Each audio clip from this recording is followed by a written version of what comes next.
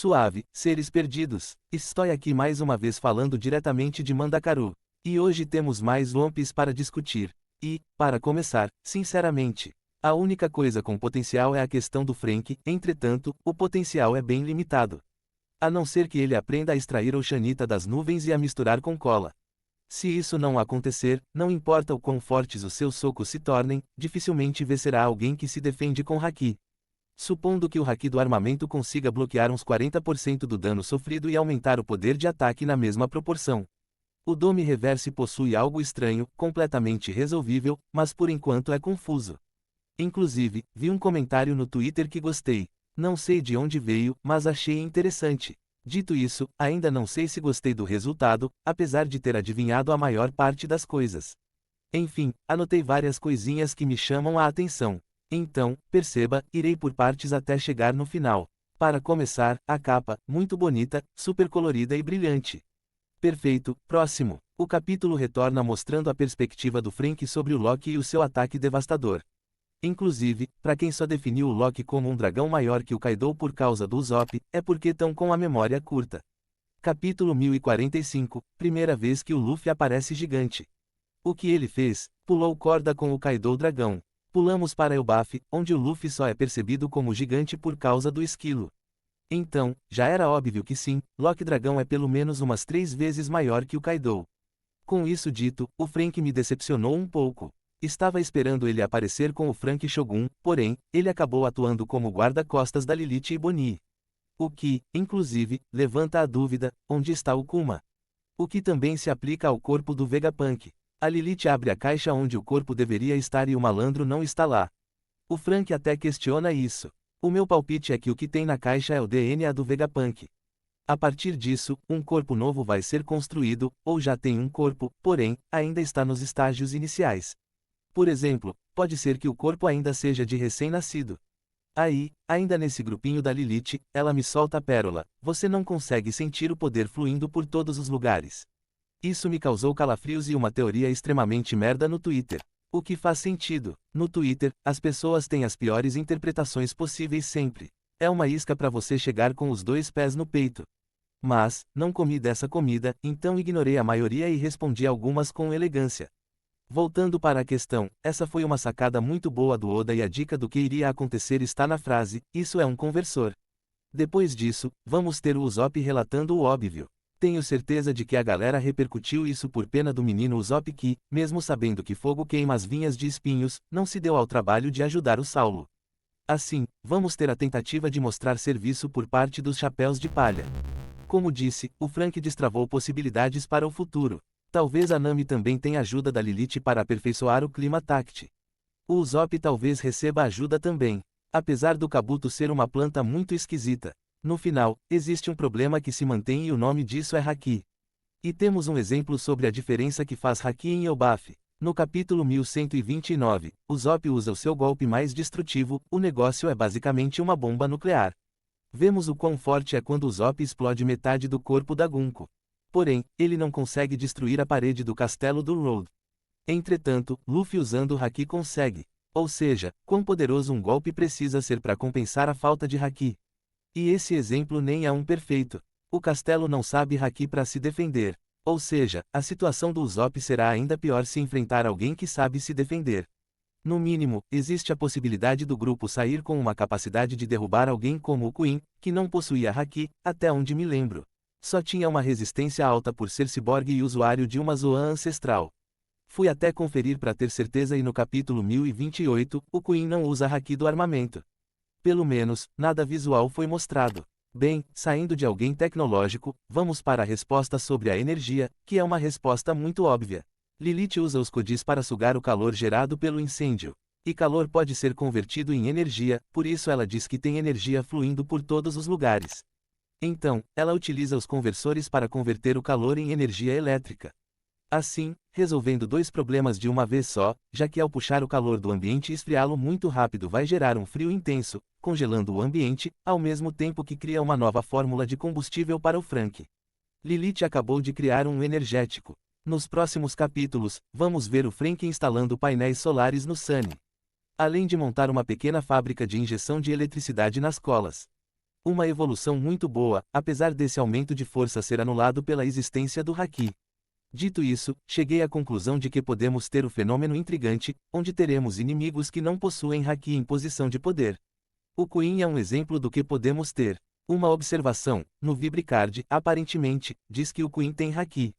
Mas se olharmos a batalha, o animal não parece saber revestir armas. O que é super normal. Não sei por que o pessoal criou esse absurdo de que um comandante de imperador teria que dominar, no mínimo, Haki do armamento. Voltando para a realidade, os próprios gigantes em Elbaf, muito poucos fizeram uso de Haki. A gente supõe que indivíduos como Dory e Brog possuem, mas o fato é que não foi mostrado o efeito visual disso. A questão do Dome Reverse também aponta nessa direção. Seria uma forma de tornar os membros do bando úteis sem precisar dar Haki. É bom porque dá mais oportunidades aos membros de fazerem alguma coisa que não seja sentar e esperar. Porém, o problema se mantém.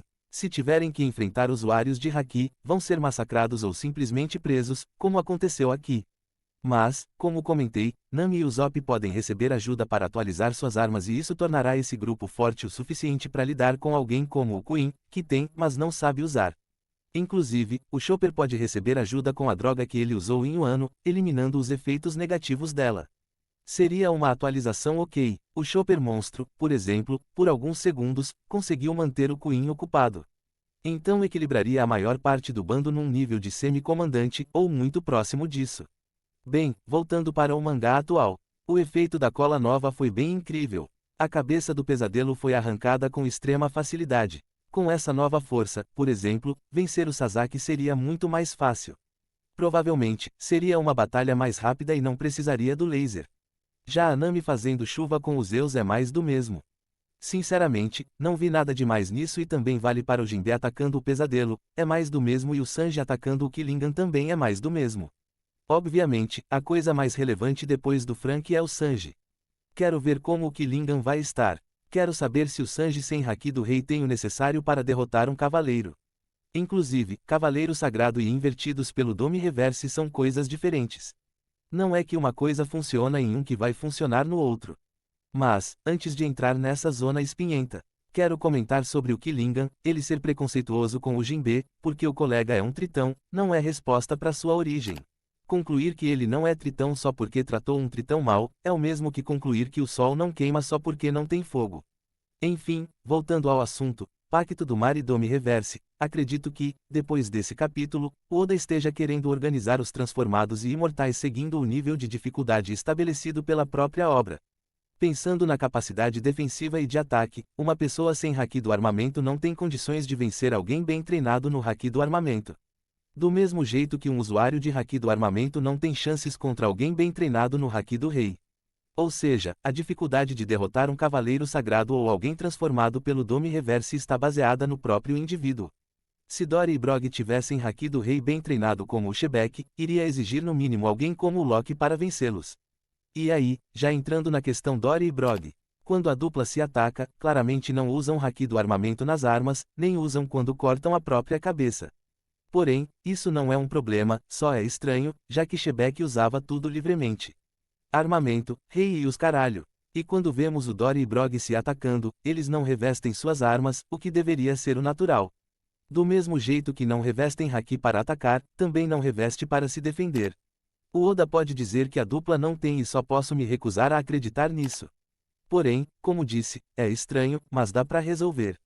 Ou seja, se o inimigo não se defende com Haki, temos abertura para a bomba do Usopp, esse novo golpe do Franky, o raio que a Nami lançou na Big Mom aprimorado pela Lilith, teoricamente, serem fortes o suficiente para desfazer o Dome Reverse ou eliminar um cavaleiro sagrado que, reforçando, no mínimo, não tenha um bom controle sobre o Haki do armamento. Qualquer inimigo que saiba se defender com o Haki do armamento, ou pior, com o do Rei, é alguém que esse grupo não consegue lidar. Aí é sentar e esperar que Luffy, Zoro, Sanji, Loki e, talvez, o Jinbe, resolvam. Ou seja, continua existindo uma dependência de Haki, porém, ela foi suavizada. Agora, falando sobre o Dome Reverse especificamente, é óbvio, existe uma diferença, só não sabemos qual é, porque temos Dome Reverse em God Valley nos Davis que ninguém sabe quem fez. Temos o Shebek, que é muito mais poderoso que os gigantes e não conseguiu recuperar o controle do corpo. E temos o Dory e Brog que passaram por um ritual completo para serem transformados. Não sabemos exatamente como os Davis morreram. Podem ter morrido por exaustão, por terem sido forçados a usar todo o haki que possuíam. Temos o Shebeck que foi levado a usar tudo o que tinha e acredito que seja por isso que ele volta sem forças para lutar. E agora temos os gigantes. E aí, vale acrescentar. A minha primeira impressão era que os gigantes tinham voltado com a barrinha de saúde cheia. Porém, acho que é uma interpretação errada. Primeiro, a frase do Brog sobre se tornarem cadáveres ambulantes é sobre os danos recebidos na forma demoníaca não serem transmitidos para sua versão original. E pelo fato dos gigantes não estarem usando o haki durante a reversão, isso não gerou desgaste, para além do desgaste que já tinham acumulado antes dela. Então, voltarem com capacidade de lutar é completamente normal. Só é esquisito mesmo o caso do Shebeck, até o Harald e a Gunko recuperaram temporariamente o controle do corpo, saca? E outra coisa, o Harald, mesmo recuperando o controle sobre o corpo, não teve só o pacto quebrado, ele morreu mesmo. Ou seja, existe uma diferença entre Pacto do Mar e o Pacto de Arquaal.